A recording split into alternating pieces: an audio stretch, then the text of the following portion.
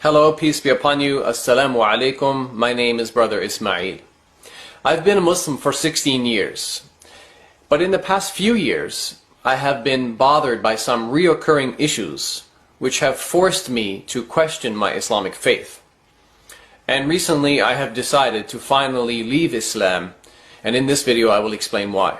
I think very few people would question my sincerity to Allah, Muhammad, and to Islam. So I can assure you that I was committed to this religion called Islam. Now let me address the title of this video, the question why I left Islam.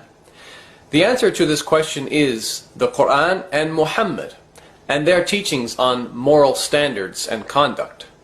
You see, over the past few years, I have found that I am no longer able to defend the Quran and especially Muhammad's morals and conduct.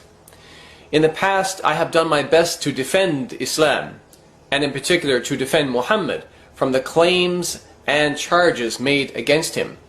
However, while I was defending Islam, I have noticed many of the criticisms were actually valid and based on authentic early Islamic sources. And I found myself at a loss to find adequate, honest responses to them. In the coming videos, I shall share with you many of the allegations made against the Quran and Muhammad that I could no longer defend. But for the sake of brevity, in this video I will provide you with one example on the topic of sexual immorality. As shocking as it may seem, both the Quran and Muhammad teach that it's permissible, halal, to capture and rape female war captives, even if these women are married and their non-Muslim husbands are still alive. So let's investigate the Islamic sources to see what they say. The Quran in chapter 4 verses 22 and 23 informs Muslim men about the categories of women which they are forbidden to marry. But in ayah number 24 we read, وَالْمُحْصَنَاتُ مِنَ النِّسَاءِ إِلَّا مَا مَلَكَتْ أَيْمَانُكُمْ. Also forbidden are women already married, except those whom your right hands possess. So we see here in the Quran an exception, an example where it is permissible, halal. Now at this point maybe you're in a state of shock. Maybe you're even saying to yourself, this is impossible. The glorious Quran and the noble Prophet Muhammad would never teach such sexual immorality. Or maybe you're thinking there must be some other more positive interpretation to the Quran, chapter 4, verse 24. Or maybe you're even trying to convince yourself that the great Islamic scholar and the most famous Quran commentator, Ibn Kathir, is completely wrong and he has no idea what he's talking about. Brothers and sisters, I wish all of that were true, but unfortunately, when we investigate the matter further, things just get worse.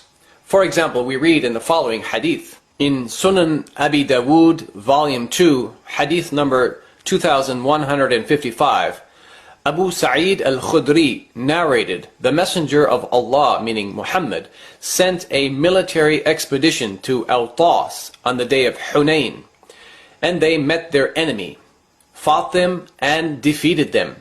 They took captives. فَكَأَنَّ أُنَاسًا مِنْ أَصْحَابِ رَسُولِ اللَّهِ تحرجوا من غشيانهن من أجل أزواجهن من المشركين. But some of the companions of the Messenger of Allah were reluctant or felt uncomfortable to have relations, meaning sex, with them, meaning the female captives, because of their pagan husbands. فأنزل الله في ذلك والمحصنات من النساء إلا ما ملكت أيمانكم. So Allah revealed the Quranic verse, and forbidden are women already married except those whom your right hands possess. And this is again Quran chapter 4 verse 24, as we said. أي فهن لهم حلال إذا أنقضت عدتهن. Meaning they are lawful or allowed for them when they complete their waiting period. And this hadith, my brothers and sisters, is sahih, or authentic. So this hadith informs us that the Muslim soldiers had a problem. They wanted to have sex with the female captives, but these women were already married and they had husbands who were still living. So Muhammad then claims to receive a revelation from Allah that instructs the Muslim men to wait for a period of time to ensure that the female captives are not pregnant, and then after that period, these Muslim men are allowed to go and have sex with these married women. Now ask yourself this question: how would you feel if your wife or any woman in your family was captured by some enemy soldiers, then forced to have sex with that enemy soldier whom she obviously hated? And all of this happened while her husband was still alive.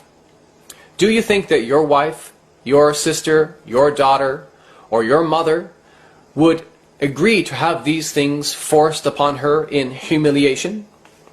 No sane person in his or her right mind could defend the Quran and Muhammad on this issue. This is nothing more than legalized rape of married women. And I cannot believe that this is from God. So therefore, I am rejecting the Quran and Muhammad on this issue. Now you have some idea why I left Islam. And in the coming videos, I hope to share more reasons with you, because there are many.